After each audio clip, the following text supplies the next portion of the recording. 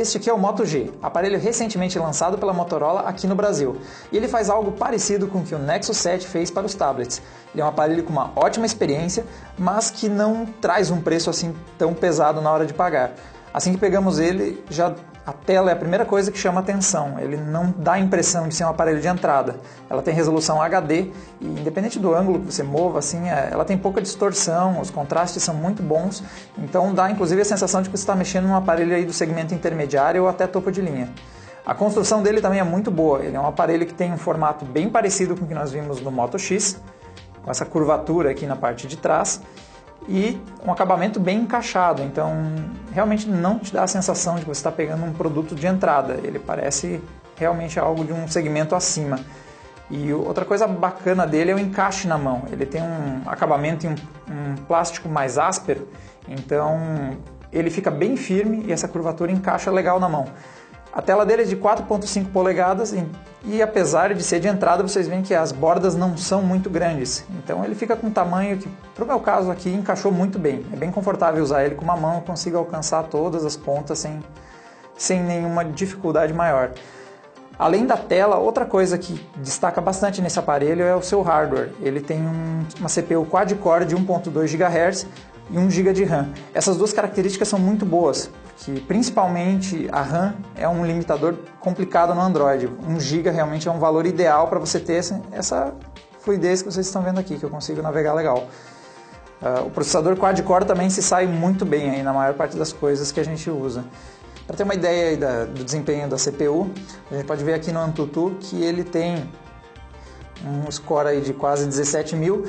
E para vocês terem uma ideia, isso é bem próximo a aparelhos como o Galaxy S3, então topo de linha da geração passada, e o Nexus 4. Ele conseguiu se inserir entre os dois aqui. Claro que aqui nos topos de linha, tipo LG G2 ou Galaxy S4, eles vão ter o dobro de desempenho, né? Mas no uso cotidiano eu não consigo perceber essa diferença. O sistema flui muito bem. E assim, na outra parte do hardware aí, relacionado à GPU, ele já é um pouquinho mais modesto. Nós, por exemplo, podemos pegar aqui o 3D Mark, que faz um teste mais pesado relacionado à área de GPU mesmo.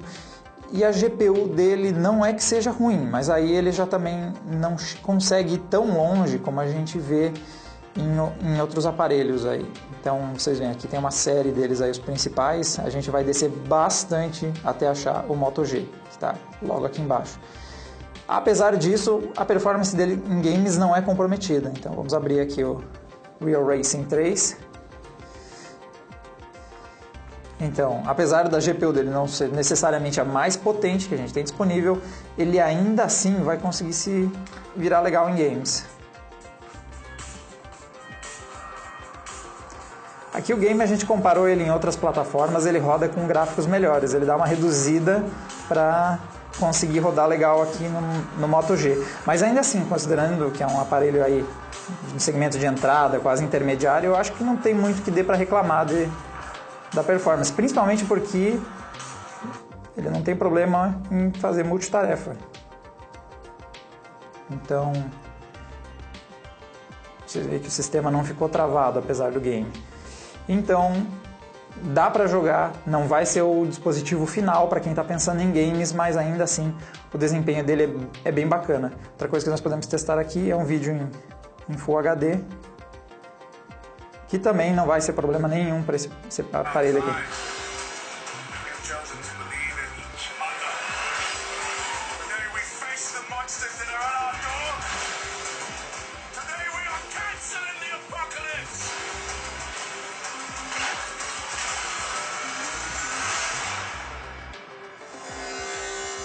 Caso você fique enjoado de ver robôs gigantes e queira alternar, não que isso seja possível, não tem como enjoar de robôs gigantes. Mas ó, você vê que a alternância é bem tranquila, quase não deu para perceber, ó. Eu vou tranquilo de um para outro sem dificuldades. Então você vê, é um aparelho de entrada, mas a experiência dele é muito boa. Eu não sinto aquela coisa do tipo paguei barato por um aparelho. Você tem a sensação de ter a experiência ideal do Android. Além desses recursos, é claro, uma hora nós íamos ter que esbarrar nas limitações. E a primeira delas é já uma limitação tradicional dos aparelhos da Motorola. Está aqui atrás, que é a câmera de 5 megapixels. ela não se sai muito bem em praticamente todas as situações que nós testamos. Uma coisa que me incomoda bastante é principalmente o foco automático dela, que é bastante ruim. Você precisa fazer o foco manual para que ele funcione legal. Você tem que determinar para o celular onde é que você quer focar, onde você quer fazer a exposição, e aí ele se sai melhor. Mas ainda assim, mesmo com você ajustando um pouco mais as coisas, ele não é excepcional. Então, por exemplo, aqui nós temos umas fotos em condição bem boa de luz. Deixa eu ver que o vermelho deu uma estourada aqui. Mas assim, mesmo em lugares mais claros, ela faz fotos ok. Não dispensaria totalmente a ideia de uso dela em lugares mais claros, mas vocês vão ver que é só dar uma complicada um pouquinho. Vamos pegar uma situação aqui que eu bati uma foto um pouco pior. É só você complicar um pouco mais a vida da câmera que ela vai se perder. Tipo, existe algo aqui, ele só não está aparecendo, porque é um lugar muito escuro e ele não tem a menor chance de fazer. Aqui temos outro exemplo, que é uma quadra meio mal iluminada, muita gente se movendo, e o resultado é que é difícil fazer alguém ser mais do que um borrão nessa foto. Vocês forem observar também, nós temos um granulado já bem pesado aqui. Então, se tiver escuro, o que você vai conseguir é um treco granulado e borrado. Então, eu não consideraria a câmera ideal, o aparelho ideal para quem se importa com fotografia. Você vai encontrar outros aparelhos da linha Xperia ou Nokias com Windows Phone que vão estar também nesse segmento de entrada e que vão conseguir se sair melhor. É realmente um dos pontos negativos.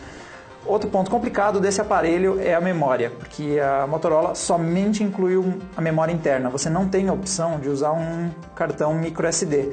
Então você está limitado à memória de ou 8 GB ou 16 GB, dependendo da versão que você escolher. 8 GB é algo que você vai encher bem rápido se você começar a instalar muitos jogos ou começar a bater muitas fotos, pôr muitas músicas. E realmente um cartão microSD resolveria isso fácil, mas não é o caso aqui. Eu trocaria tranquilamente a opção, esse modelo inclusive tem essa, que ele tem 2 cartões SIM. Com certeza eu trocaria fácil a opção do segundo cartão SIM por uma entrada para cartão microSD. Mas não é, infelizmente a Motorola não pensou nisso. Bom, esse é o Moto G, está no mercado brasileiro pelo preço de R$ 649 em sua versão de entrada. Esse de nós tem 2 cartões SIM, ele está por R$ 699. E nós temos também algumas outras edições que acompanham fone de ouvido, mais memória, aí já custam ali pela casa R$ 799. Então, vocês vão encontrar essas variações. Eu creio que hoje seja o melhor Android de entrada, então se você tem condições de pagar o valor dele, os R$ 649, esse é o modelo ideal para você entrar no mundo Android com qualidade, sem sentir nenhuma perda por ter comprado um aparelho de entrada. E a única chance de você encontrar uma experiência positiva em smartphones por um preço menor que isso é partir para aparelhos com Windows Phone, que aí você vai encontrar opções como o Lumia 520, que são mais baratos, mas com Android, esse aqui hoje eu creio que é o melhor aparelho pelo seu dinheiro.